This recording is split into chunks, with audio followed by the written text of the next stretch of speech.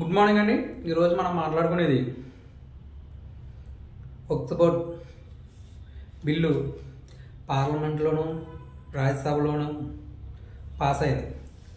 కానీ YSRCP double game ఆడింది అంటానికి ఇది గొప్ప నిదర్శనం. ఎందుకంటే మిథున్ రెడ్డి గారు వ్యతిరేకంగా ఓటేయం అన్నారు పార్లమెంట్లో. అవును, వ్యతిరేకంగా ఓటేయారు.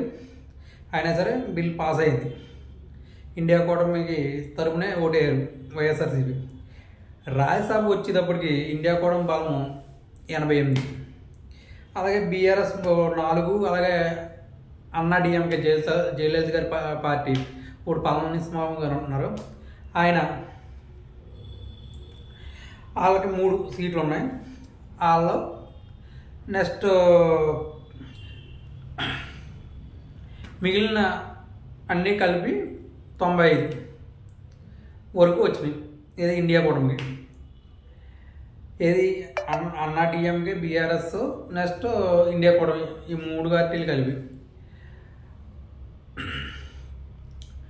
అలాగే బీజేపీకి ఒరిజినల్గా 115 సీట్లు రావాలి, అక్కడ 125 వచ్చినాయి. అంటే వైఎస్ఆర్సీపీ నేతలు ఎవరికి వేసారంటారు? పార్లమెంట్లో అయితే వ్యతిరేకంగా వేసారు. అలాగే రాజ్యసభలో మీ ఆత్మకు నచ్చింది వేసుకోమన్నారు జగన్ గారు. అలాగే బీజేడీ అధ్యక్షులు నవీన్ పట్నాయక్ గారు, ఆయన కూడా వాళ్ళకి నచ్చిన వాళ్ళకి వేసుకోమన్నారు. వాళ్ళ ఎంపీలను కూడా వాళ్ళు కూడా బీజేపీకి వేసినట్టు చాలా క్లియర్గా అర్థమైంది. ఎందుకంటే బీజేపీకి కూటమికి రావాల్సింది 115 సీట్లే. అలాగే విప్ జారీ చేయరు చంద్రబాబు నాయుడు గారు కానీ, జేడీఎస్ నితీష్ గారు కానీ, వీళ్ళందరూ కూడా విప్ జారీ చేయరు. అలా తగ్గట్టే ఓట్లేరు. ఇక్కడ వైఎస్ఆర్సీపీ విప్ ఏమి జారీ చేయలేదు, మీకు ఆత్మకు నచ్చిన వాళ్ళకి వేసుకోమన్నారు. అలాగే బీజేడీ ఒరిస్సా అధ్యక్షులు ఆయన కూడా అలాగే చెప్పారు, మీకు నచ్చిన వాళ్ళకి వేసుకోమని. కానీ ఇక్కడ వచ్చేటప్పటికి ఏమైందంటే 115 రావాల్సిన సీట్లు 125 వచ్చినాయి బీజేపీకి.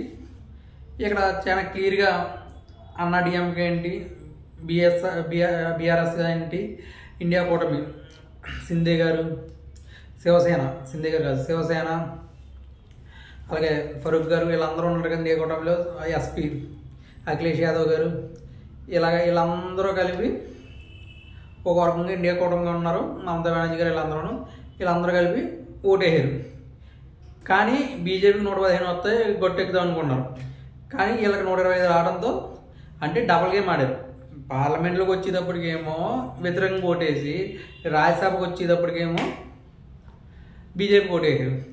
దాని గురించి ఏంటంటే గట్టి వార్నింగ్ ఇచ్చారేమో అని డౌట్. ఎందుకంటే కేసులు ఇవన్నీ బయట పెడదాం అన్న ఉద్దేశం బీజేపీ అన్నదని చాలా క్లియర్గా అర్థమవుతుంది. అందుకనే ఓటు రాజ్యసభకు వచ్చేటప్పటికి ముస్లింకి వ్యతిరేకంగా ఓటేయారు.